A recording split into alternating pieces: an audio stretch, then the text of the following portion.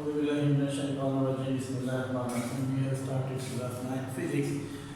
Yesterday we have discussed the scalars and vector. Today our topic is representation of vector. How vector are represented. So chapter number 2, name chapter kinematics. Now topic is representation of vector. How we can represent vector को हम किस तरीके से जाहिर करते हैं. Vector हम discuss कर चुके हैं कि वो क्वांटिटी जिसको मुकम्मल तौर पर समझने के लिए मैग्नीट्यूड और डायरेक्शन की ज़रूरत होती है, दैट इज कॉल्ड वेक्टर. अब वेक्टर को जाहिर करने के कितने मेथड्स हैं. Vector are represented by two ways are two methods. Basically vector को जाहिर करने के लिए हमारे पास दो मेथड्स हैं.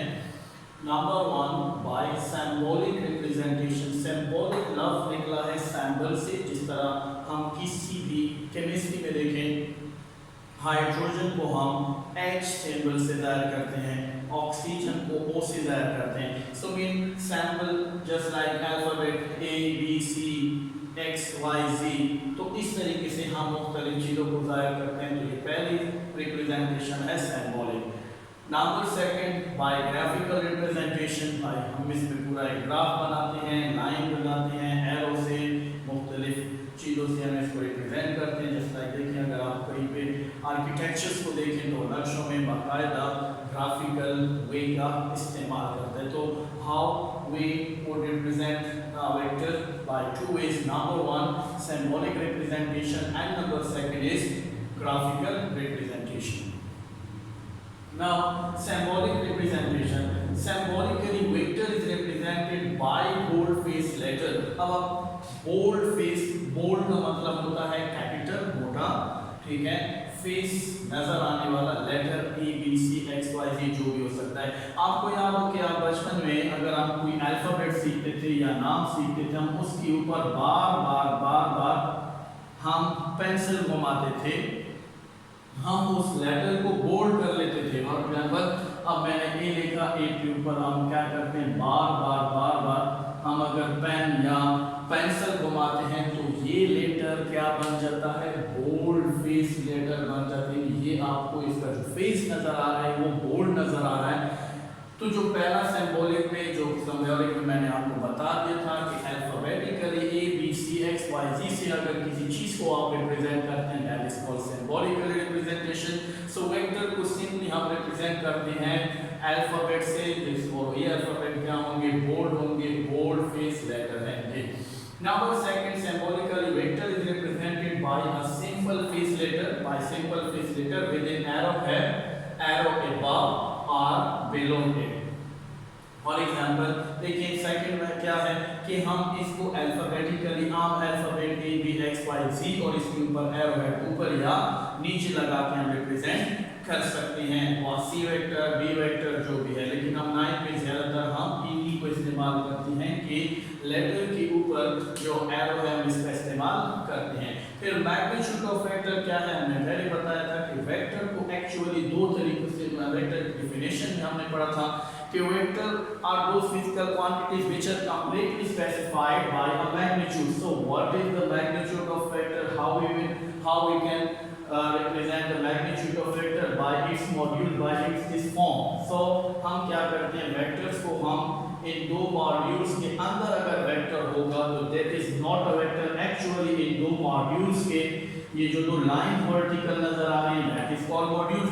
अगर इसके अंदर वेक्टर है तो ये एक्चुअली वेक्टर नहीं है, बल्कि ये वेक्टर की क्या है, वेक्टर्स की मैग्नीट्यूड है. तो अगर आप किसी वेक्टर को क्या करते हैं जनाब, वेक्टर को जाहिर करते हैं तो पूरा वेक्टर आप कैसे इसको रिप्रेजेंट करें, बाय मैग्नीट्यूड होगी.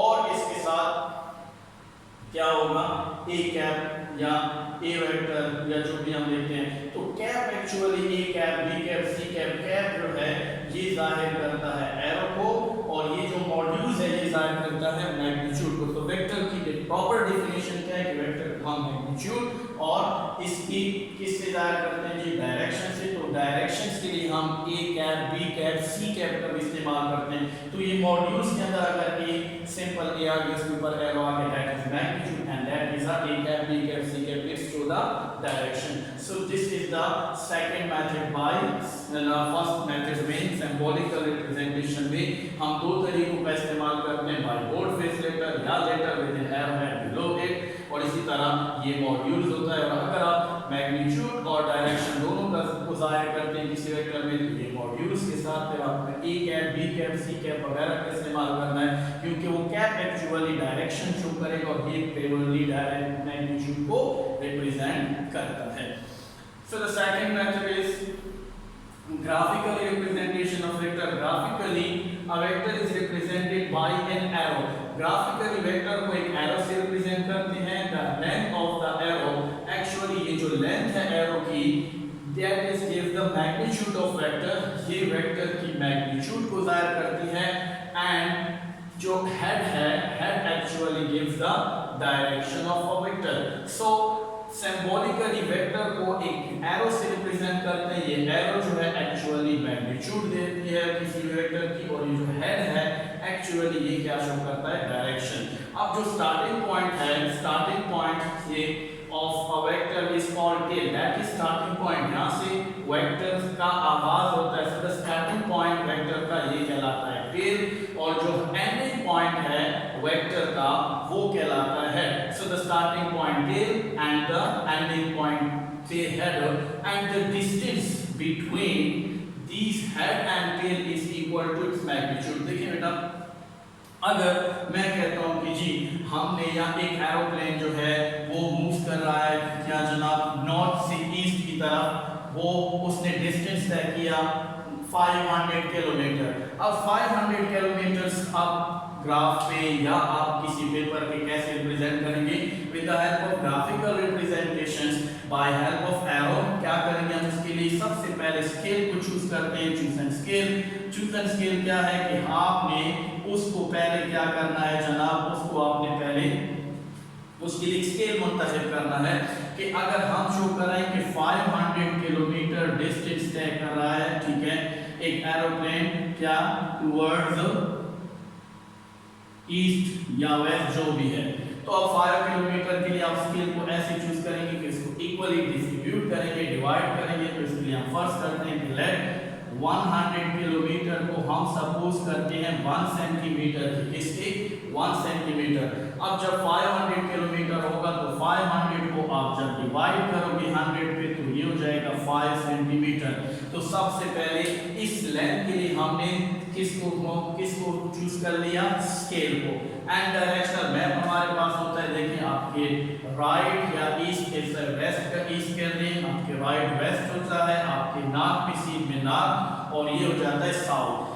अब आपने अगर इसको रिप्रेजेंट करना है तो हमने क्या करना है कि इस एरो पे 5 सेंटीमीटर की लाइन खींचनी है, और ये ईस्ट की तरफ है, तो मैं यहाँ से लाइन शुरू करूंगा, ये लाइन है, ये लाइन मैं 5 सेंटीमीटर की लगाऊंगा, और ईस्ट जो है या मैं अगर वेस्ट कर दूं या ईस्ट है, ठीक है, अगर हम इधर ईस्ट की जगह वेस्ट कर लेते हैं तो डायरेक्शन किसकी तरफ है, वेस्ट की तरफ है, तो हम वेस्ट की तरफ क्या लगा लेंगे, हेड लगा लेंगे। तो देखिए ये क्या हुआ, हमने ग्राफिकली एक वेक्टर को क्या कर दिया, रिप्रेजेंट कर दिया कि एक एरोप्लेन है वो 500 किलोमीटर पर आवर की रफ्तार से क्या कर रहा है। अगर मैं इसको वेक्टर बना दूं तो 500 किलोमीटर पर आवर की तरफ पर आवर नॉर्थ या वेस्ट की तरफ इसने मूव किया। तो अब आप इसको कैसे रिप्रेजेंट करेंगे, बाय ग्राफिकली।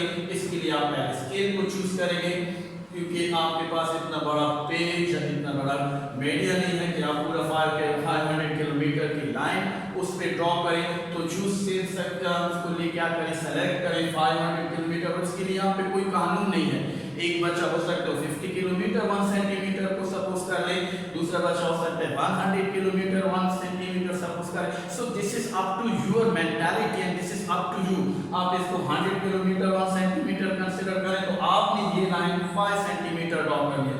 अगर एक बच्चा 50 किलोमीटर करता है तो उसको ये लाइन डबल ड्रॉ करनी पड़ेगी, उसको 10 सेंटीमीटर लाइन ड्रॉ करनी पड़ेगी। सो इसलिए हम कहते हैं कि एरो की जो ये लेंथ है एक्चुअली, ये लेंथ एक्चुअली हमें देती है क्या, सॉरी एरो की जो लेंथ है वो हमें वेक्टर की मैग्नीट्यूड, और ये जो हेड डायरेक्शंस है या जो हेड है, हेड ये क्या देती है direction. So that is called graphically vector is represented by arrow.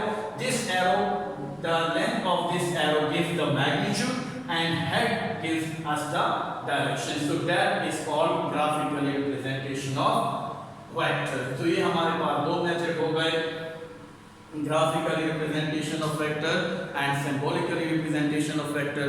So vector representation is very easy topic, ठीक है. So how we can represent a vector? So we have represent vector by two ways. Number one, symbolical representation and graphical representation. Symbolic लफ्ज symbol से निकला है, ABC XYZ. अगर आप उसको bold कर दें तो ये भी वेक्टर रिप्रेजेंटेशन है, या अगर आप उसके वेक्टर एक सिंबल लिखते हैं, A लिखते हैं, B लिखते हैं, C कोई भी लेटर और एरो है above below, तो ये दैट इज कॉल्ड सिंबॉलिक. और वेक्टर ग्राफिकल रिप्रेजेंटेशन में एक लाइन हम ड्रॉ करते हैं, एरो ड्रॉ करते हैं.